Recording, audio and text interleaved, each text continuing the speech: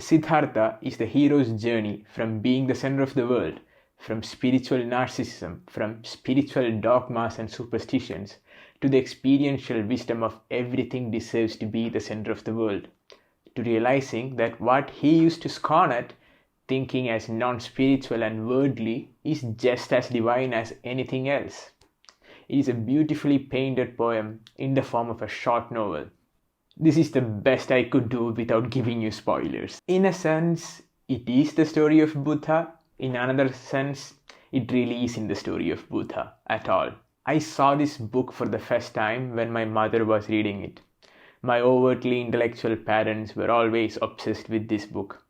They really tried to force it down my throat since I could read in my mother tongue. And of course, like any other child, I rebelled against it for as long as I could remember. Don't get me wrong, I did want to read it all along. I was just waiting for them to stop shoving it down my throat so that I can decide to read it myself, right?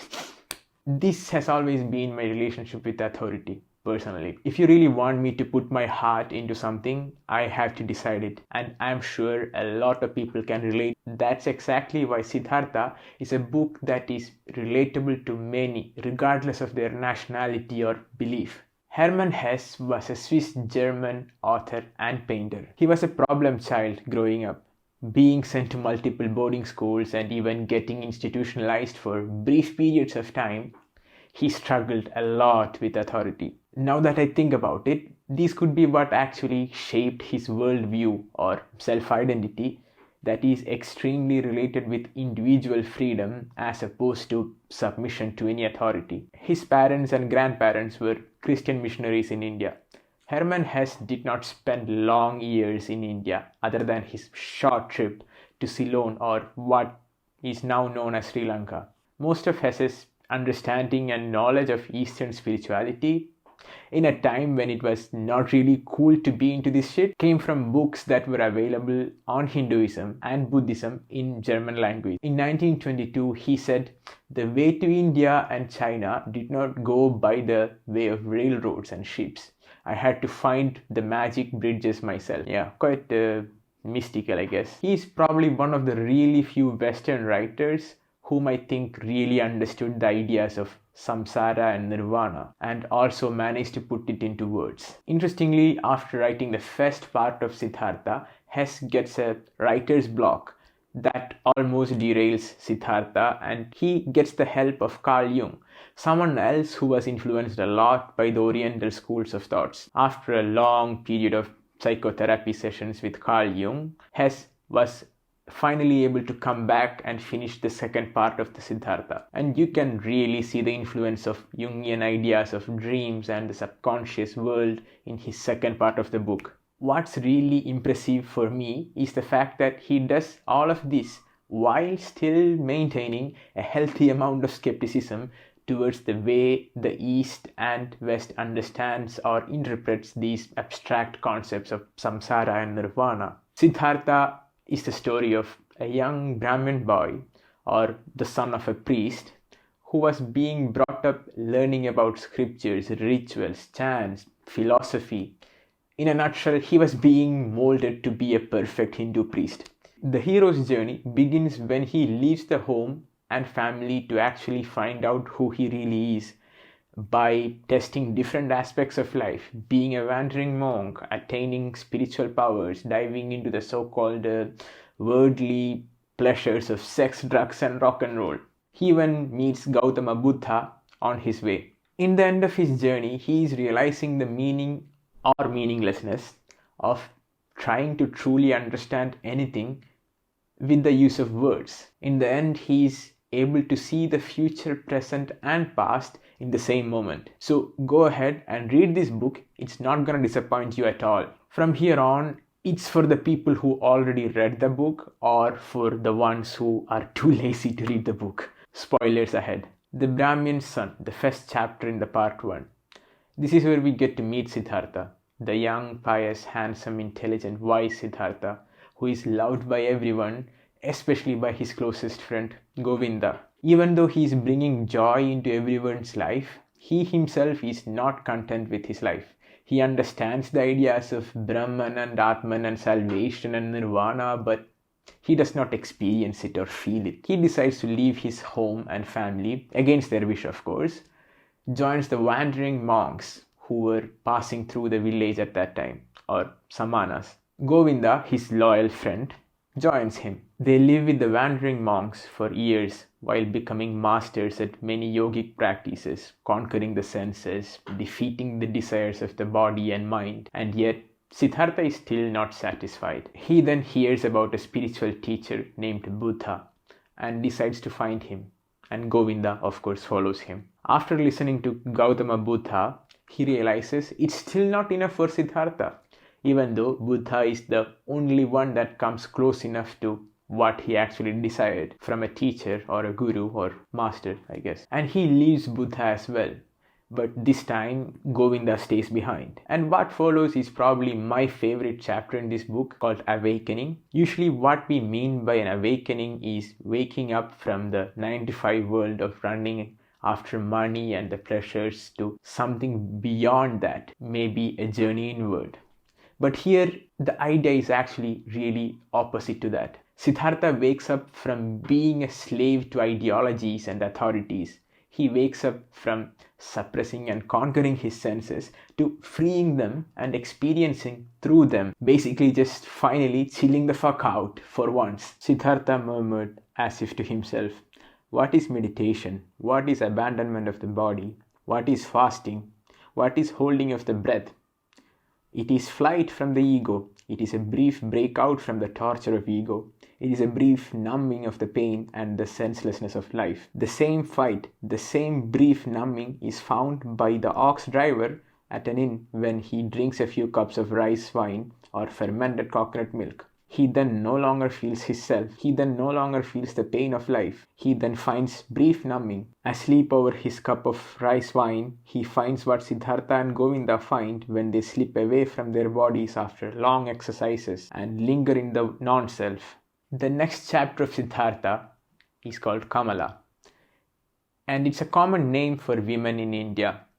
Kama in Sanskrit means desires. He ends up near a river, and a ferryman helps him cross the river with his ferry. This is a really important bit of this book for me, because here the river kind of divides between a life where the truth or nirvana was his goal, and with another life where the goal is enjoying and indulging in samsara or the world. Siddhartha, still in his wandering monk clothes, comes to the town wanting to learn and experiencing the so-called worldly life or samsara. Samsara is the concept of the cycle of birth and death, happiness and suffering, and nirvana is breaking the wheel of samsara. Anyway, here in this town, he meets Kamala, with whom he begins to learn the lessons of bodily pleasures. She teaches him to kiss, to sense, to enjoy, to receive, to give. He is also sent to a merchant named Kamaswami to learn about the wealth and money. He becomes quite good at business, making money, making love, practically everything that is to do with the current world or samsara. But all the while, still being a wandering monk inside his soul, still not fully giving in fully into the samsara. He is doing all of this, but all the while still being a wandering monk in his soul, still not giving in fully into the samsara. At times he heard deep in his breast a soft and dying voice that admonished softly, lamented softly, barely audible. Then for an hour he was aware that he was leading a strange life, that he was doing all sorts of things that were merely a game, that he was cheerful, granted, and sometimes felt joy, but the real life was flowing past him and not touching him. Like a juggler juggling his balls, he played with his business, with the people around him, watched them, enjoyed them, but he never participated with his heart, with the wellspring of his being. The wellspring ran somewhere, as if far from him, ran and ran, invisible, having nothing to do with his life. And sometimes he was startled by such thoughts and wished that it could be granted him to participate with passion and with all his heart in the childlike doings of the day, to live really, to act really, to enjoy really, to live really instead of merely standing on the side as a spectator. And then comes samsara. In this chapter, you really get to see the fall of Siddhartha in the worldly life. He actually starts living, really. He begins to enjoy gambling. He begins to enjoy drinking. He loses himself in the worldly pleasures. He is no longer a samana or monk at his heart who is merely experiencing the samsara. He becomes the wealthy Siddhartha in a mansion with Kamala, who is indulging with his heart in samsara, like how he really wished for. For a long time, Siddhartha had lived the life of the world and the pleasures without actually belonging to it. His senses, which he had deadened in his ardent samana years, had reawakened. He had tasted wealth, tasted lust, tasted power. Yet for a long time he had remained a samana at his heart. Kamala, the clever woman, had correctly recognized this. It was always the art of thinking, of waiting, of fasting that guided his life. The worldlings, the child people, were still foreign to him, as he to them. And one night, after meeting with Kamala, he comes home and he is slowly becoming aware of where he really is. Siddhartha is now feeling the disgust and self-loath he has for himself. It was not before the glow of morning and the first bustle outside his townhouse that he fell asleep, that he found a half-numbing, an inkling of sleep for a few moments, and in those moments he had a dream. Kamala kept a small, rare songbird in a gold cage. He dreamed about this bird. He dreamed that this bird, which normally sang in the morning, had grown mute, and noticing this, he went over to the cage and peered inside. The little bird was dead, laying stiff on the bottom. He took it out, weighed it in his hands for a moment, and then threw it away, out into the street. And at that same moment, he was terribly frightened, and his heart ached as if with this dead bird he had thrown away all value and all goodness. He had, it seemed to him, been leading a worthless life, worthless and senseless. No living thing, no precious thing, nothing worth keeping had remained in his hands. He stood alone and empty like a castaway on a shore. He leaves his mansion, Kamala and everything, and walks out of the town. He ends up in a forest where he has been before, by the river. He pondered and pondered his transformation. He listened to the bird as it sang for joy. Had this bird not died in him? Had he not felt its death? No, something else had died in him, something that had long yearned for death. Was this not what he had wanted to kill in his years of ardent penitence? Was it not his ego, his small, proud, anxious ego with which he had fought for so many years, which had always defeated him, always returned after every killing, outlawing joy, feeling fear?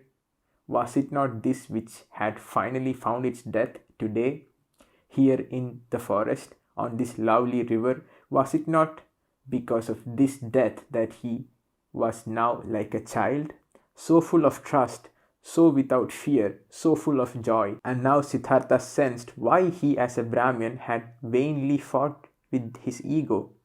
Too much knowledge had hindered him, too many sacred verses, too many sacrificial rules, too much castigation, too much acting and striving. He had been full of pride, always the cleverest, always the most eager, always a step ahead of others, always the knowledgeable and intellectual one, always the priest or the sage. His ego had hidden away in his priesthood, in this pride, in this intellectuality. There his ego had taken root and had grown. While he thought he had killed it, it was fasting.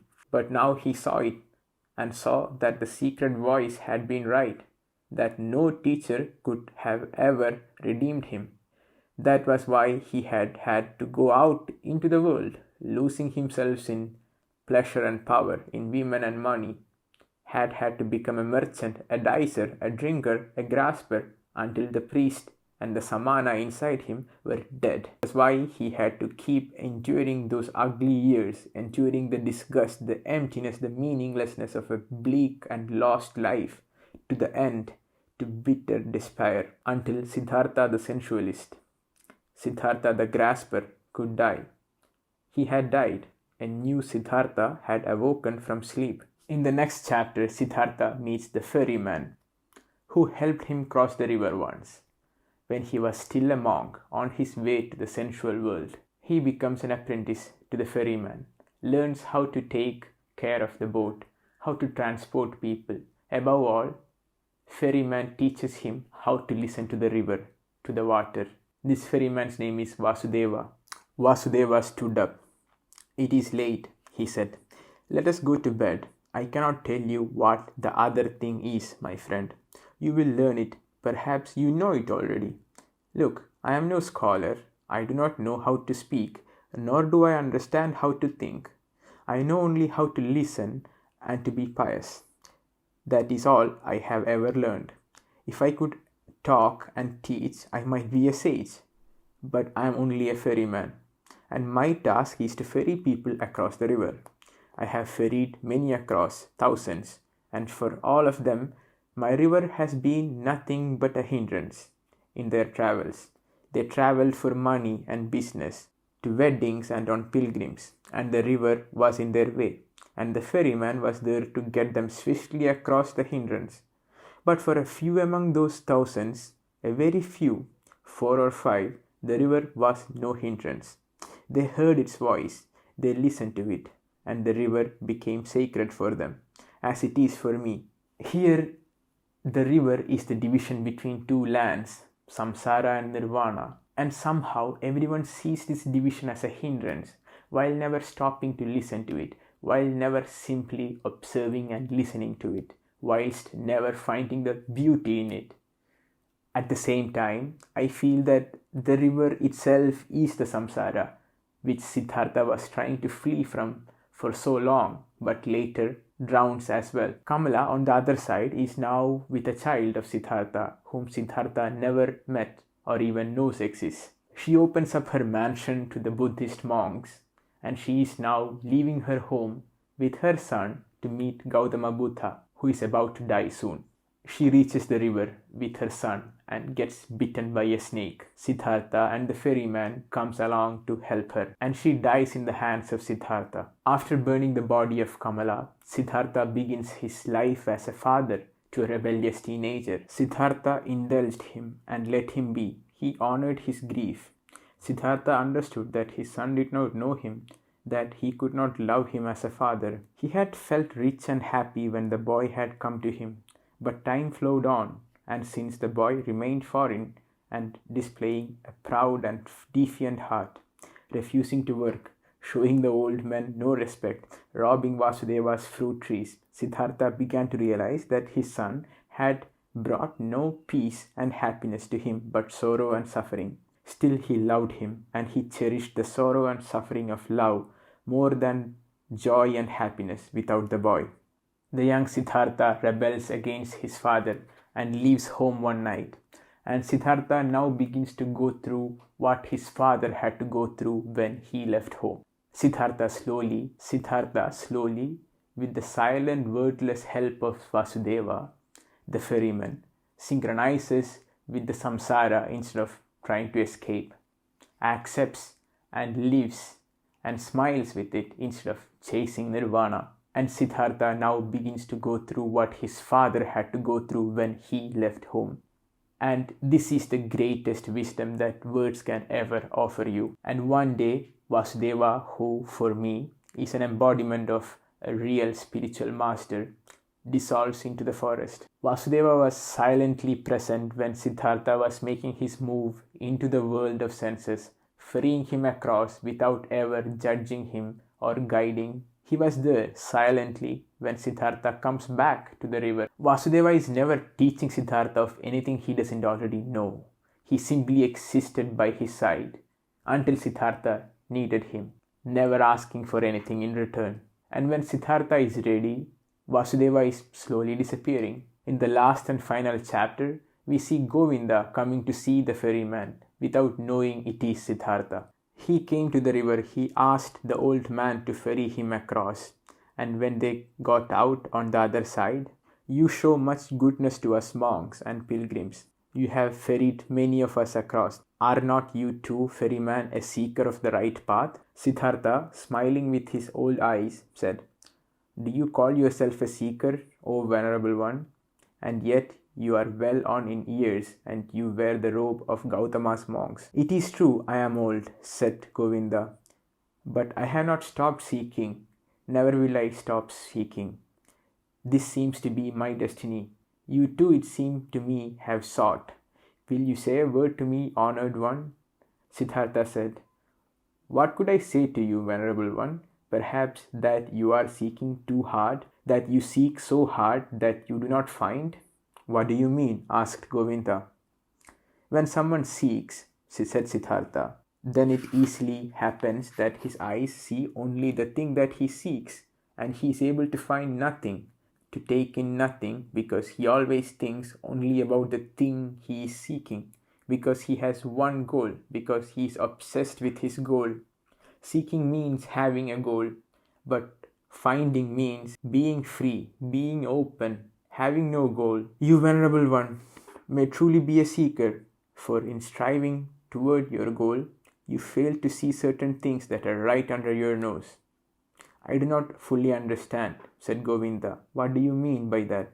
Govinda, after realizing it is Siddhartha, confronts him regarding something that sets Siddhartha apart from Gautama Buddha. And here you really see the meaninglessness of what can be put into words. I understand that, said Govinda, but that was the very thing that he, the Sublime One, recognized as mirage. He taught benevolence, intelligence, compassion, tolerance, but not love. He forbade us to fetter our hurt in love for anything earthly. I know, said Siddhartha. His smile beamed golden. I know, Govinda, and look, here we are in the midst of the thicket of opinions, in the fight over words. For I cannot deny that my words about love seem to contradict Gautama's words. That is precisely why I so greatly distrust words, for I know that this contradiction is an illusion. I know that I am one with Gautama. How could he then not also know love? He who recognized all humanness in its ephemeralness, in its vanity, and yet loved human beings so much that he devoted a long and arduous life purely to helping them, to teaching them. Even with this great teacher, the things are dearer to me than words, his life and deeds more important than his speaking. The gestures of his hands are more important than his opinions. I see his greatness not in speaking, not in thinking, but only in doing, in living. Teachings that come in words can only guide you so far. Your thoughts that are still in the forms of words can only guide you so far, because living is different, because experiencing is different than thinking about something. Observing a bird is different than looking at a bird and saying, I see a bird. When you're observing a bird, you are simply observing. The bird does not exist. Just the bird exists. Here you see why many wise men contradict themselves along the way. And of course, the obvious question would be, how would I know whom to trust? How would I know what to do? Where will I look for guidance? Nothing is certain when you disregard words, right? And as an answer, you have the journey of Siddhartha. And the journey of Siddhartha basically tells us that fuck around and find out. That's what he does. He just fucks around and finds out for himself. And everybody will have to fuck around and find out for themselves. It's going to be a different journey that each one of us will take, that we are already taking. But in the end, it's our own journey. It's our own personal journey. It's our own personal fuck arounds. And all the best in yours. By the way, it would really help me out if you can hit the subscribe button. If you ever read this book, please share your opinions on the comments below. Thanks for watching.